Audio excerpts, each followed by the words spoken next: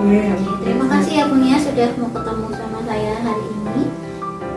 Untuk hari ini Bunia jadi nih berbincang tentang rencana kita untuk supervisi akademik besok. Oh, jadi dong. Kita langsung aja ya. Untuk rencana nih supervisi besok, Bunia sudah menyiapkan apa saja nih? Wah, yang saya siapkan itu banyak sekali. Salah satunya ini kan anak-anak kan sudah masuk ke materi akhir ya tentang statis. Nah, harapannya sih besok ini anak-anak bisa istilahnya selain menjelaskan, mereka juga bisa mengeksplor dan juga mengusulkan ide kreatif tentang penghematan penggunaan energi listrik di Indonesia. Berarti besok ini ya materinya tentang listrik ya. Tentang listrik. Bagaimana anak-anak sampai nanti bisa melakukan perilaku hemat listrik gitu. Untuk persiapan itu, apakah sudah menyusun RPP-nya, Mbak? Sudah. Sebenarnya sudah tersusun. Nah, untuk besok aspek pengembangan apa yang ingin Bu Nia kembangkan nih untuk supervisi besok? Iya. Besok itu ada 3 aspek yang akan dikembangkan. Untuk yang pertama nanti tentang budaya positif. Kemudian yang kedua itu ada pembelajaran berdiferensiasi. Kemudian yang ketiga ada, saya menyingkatnya PSE, pembelajaran sosial emosional. Berarti besok ada 3 ya aspek yang mau dikembangkan Nia ketika supervisi akademik, yaitu budaya positif, kemudian pembelajaran berdiferensiasi, dan PSE atau pembelajaran sosial emosional. Nah, itu apa yang sudah Nia siapkan nih, strategi apa yang disiapkan untuk pembelajaran besok? Kalau dari budaya positifnya saya cuma ini Bu, apa namanya, cuma mengembangkan yang sering mereka atau mengingatkan yang sering mereka lupakan gitu. Salah satunya disiplin gitu. Ya, disiplin itu kan doanya banyak, tapi mungkin besok saya akan kerucutkan ke mungkin disiplin waktu dan juga disiplin berpakaian. Ya, untuk budaya positif berarti besok fokus ke mulai disiplin, pertama untuk disiplin waktu dan juga disiplin berpakaian. Baik, kalau untuk pembelajaran berdiferensiasinya sudah menyiapkan strategi apa ini? Ya, karena saya juga menyesuaikan dengan kondisi dan kemampuan anak-anak itu juga kemampuan apa namanya sarana dan prasarana yang di sini. Saya hanya memfokuskan kepada apa, nanti akan saya bimbing untuk bisa mengakses sumber informasi atau sumber belajar melalui berbagai jenis, entah itu dari buku, tanya guru, tanya teman, atau dari internet. Pokoknya sesuai dengan gaya belajar mereka. Jadi nanti pembelajaran diferensiasinya difasilitasi dengan memberikan kesempatan kepada anak untuk bisa mengakses berbagai sumber belajar. Oke, kalau yang untuk PSE-nya apa ini Bu Nia yang sudah disiapkan? PSE-nya pembelajaran sosial emosional. Nanti karena kurikulum kita ini masih menggunakan K13 ini, jadi sesuai judulnya student center learning atau berpusat pada anak. Jadi saya nanti lebih menekankan kepada diskusi antar teman atau diskusi kelompok. Sangat bagus itu Bunia, berarti nanti mengembangkan hubungan relasi antar teman, antar murid, sehingga PSE-nya bisa lebih berkembang gitu ya. Jadinya untuk rencana nih besok saya bisa observasi kelas dunia, kira-kira kita sepakati mau tanggal berapa ya Bunia ya? Mungkin bisa besok di kelas 9C di tanggal 16 November 2023. Oke, kita sepakati besok saya observasi kelas dunia di kelas 9C ya, tanggal 16 November. Harinya hari Rabu. Jam berapa Bunia? 2 jam terakhir. 2 jam terakhir, berarti habis istirahat siang Iya. ya? Oke, terima kasih Bu Nia untuk hal ini. Kita tadi sudah merencanakan apa yang akan kita lakukan besok ketika observasi. Semoga besok lancar dan bisa mendapatkan hasil yang terbaik. Terima kasih Bu Nia. Sampai ketemu besok hari Rabu ya. Oke, gue jangan siap. Belajarlah, belajarlah, belajarlah, belajarlah, belajar sampai kau pintar. Belajarlah, belajarlah, belajarlah, belajarlah, belajar sampai kau pintar. Belajarlah, belajarlah, belajarlah, belajarlah, belajar sampai kau pintar. Belajarlah, belajarlah, belajarlah, belajarlah, belajar sampai kau pintar. Belajarlah, belajarlah, belajarlah, belajarlah, belajar sampai kau pintar. Belajarlah, belajarlah, belajarlah, belajarlah, belajar sampai kau pintar. Belajarlah, belajarlah, belajarlah, belajarlah, belajar sampai kau pintar.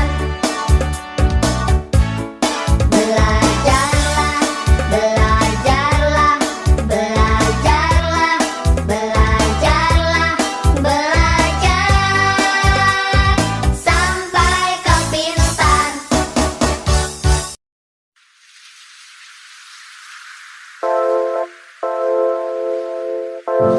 Selamat pagi. Apa kabar? Alhamdulillah. Alhamdulillah hari ini kita ketemu lagi. Kemarin setelah Kunia sempat observasi kelas ya, saya observasi kelas Kunia tanggal berapa kemarin ya? Oh 16 November di lab IPA itu. Nah untuk pertemuan yang kali ini nih Kunia kan kita sudah merencanakan, kemudian sudah melakukan observasi dan sekarang di fase observasi nih nanti kira-kira obrolan kita ini mau bahas tentang apa yang Bu Nia inginkan atau hasil apa yang Bu Nia inginkan di obrolan kali ini. Mungkin ini ya Bu, karena kan kemarin kita sudah melaksanakan ya. Berarti mungkin Bu Injang juga menyaksikan, juga masuk ke kelas. Nanti kita cari mana yang mungkin dari sisi strategi saya dalam bahasa itu yang kurang itu di sebelah mana. Ini juga bisa nanti dievaluasi, terus juga mungkin direfleksi dan ditindaklanjuti. Ya berarti nanti kita akan merefleksikan apa yang sudah Mbak Nia kemarin lakukan di kelas dan kemudian bisa ada tindak lanjut begitu ya dari hasilnya. Baik Mbak Nia, untuk kemarin nih pas kita melakukan pembelajaran di kelas di lab IPA itu, menurut Mbak Nia kira-kira apa sih hal baik yang sudah berjalan dari proses pembelajaran yang sudah dilakukan? Sekali lagi ya Bu, karena saya di sini tuh lebih ingin menanamkan karakter. Jadi kalau misal kayak materi seperti yang di buku sebenarnya itu gampang sekali untuk akses. Bahkan tanpa guru pun sekarang lewat Google itu kan banyak gitu ya. Iya. Tapi saya lebih ke penanaman penanaman karakter seperti itu. Seperti budaya positif yang Bu Injang gembar-gemborkan gitu. Itu ya. Iya. Kemarin sudah ini ya. Jadi lebih menekan di pembelajaran itu lebih menekankan ke pembentukan karakter, ke value-nya gitu. Kalau untuk mungkin ada hal-hal yang masih dirasa perlu ditingkatkan atau diperbaiki dari proses pembelajaran yang kemarin, ada tidak punya? Ya,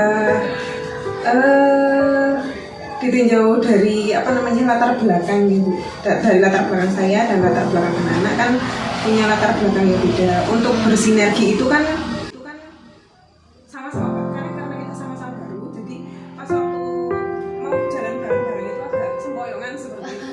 Jadi lebih ke kalau sekarang baru beradaptasi ya pelan-pelan, tapi karena ini sudah hampir 1 semester dari yang mereka itu istilahnya gamblang saintifik, mereka tuh nggak belum pernah mencoba metode sains, jadi pembelajaran secara ilmiah kayak gitu karena BDR seperti itu. Tapi pelan-pelan karena diberi terbiasa seperti itu dari prosesnya. Terus ini juga saya tidak menyoroti kemampuan anak, karena anak itu kan punya bawaan gitu. Tapi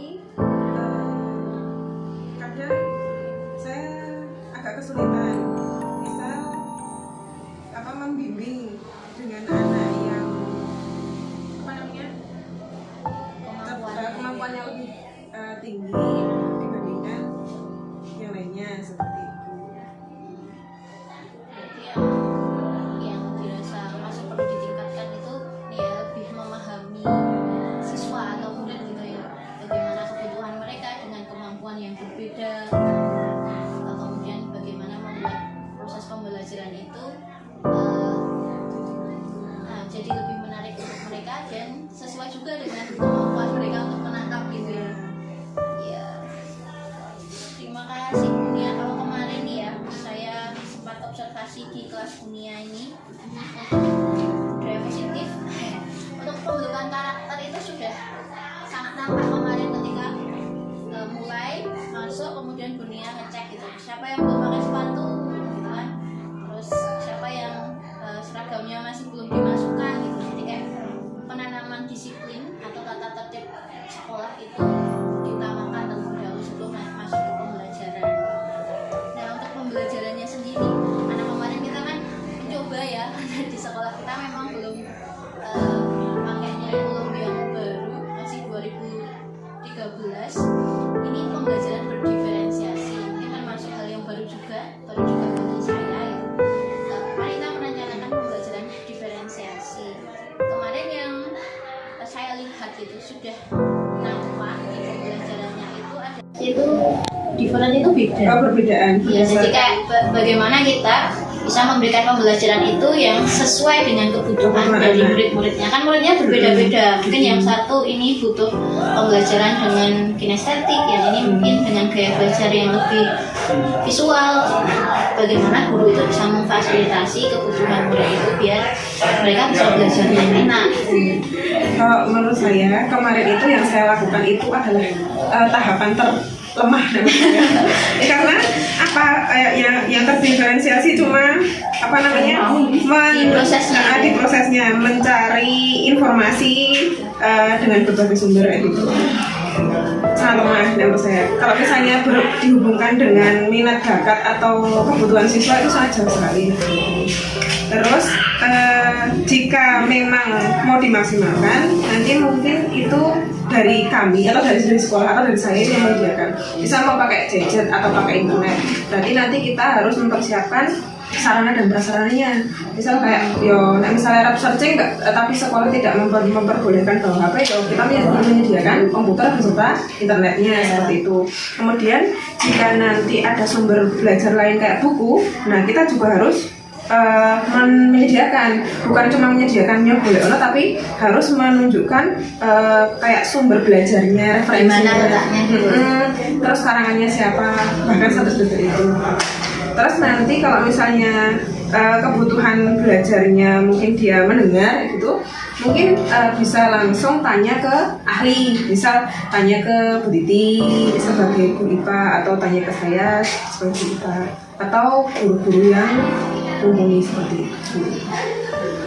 Sebenarnya sudah bagus sih Mbak. Ini yang kemarin itu kan tahap awal ya, kita belajar tentang pembelajaran berdiferensiasi. Karena memang kita butuh waktu kan untuk belajar tentang ini. Dan diferensiasi pun kan ada 3, dari kontennya, dari proses maupun dari produk. Jadi tidak harus 3-tiganya sekaligus dipraktekkan dalam satu waktu, tapi mungkin kita bisa bergantian atau saling kombinasi seperti itu.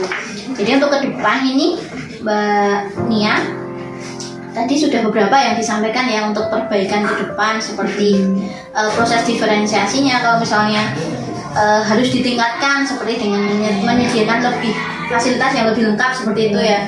Dan kemudian di prosesnya juga lebih memfasilitasi gaya belajar anak. Misalnya kalau misalnya dia audio atau kinestetik ya tanya ahli lah, misalnya kayak diberi tugas untuk tanya ke sumber yang ahli seperti Bu Titi sebagai guru IPA yang ada di sini, atau dunia seperti itu ya.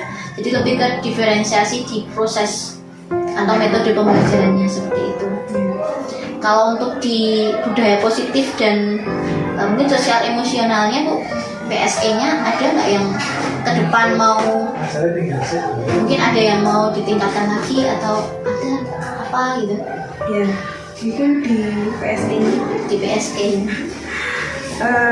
Karena kemarin itu yang ditekankan itu adalah kegiatan diskusi ya.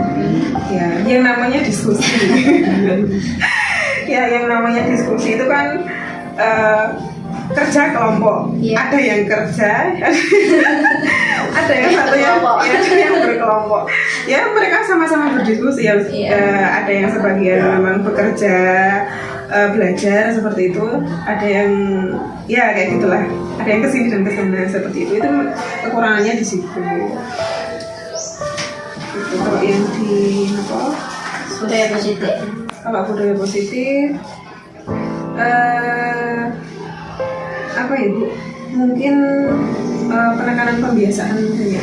Iya, Dan itu perlu pembiasaan itu ya. memang butuh, tidak bisa muncul cuma lewat satu guru.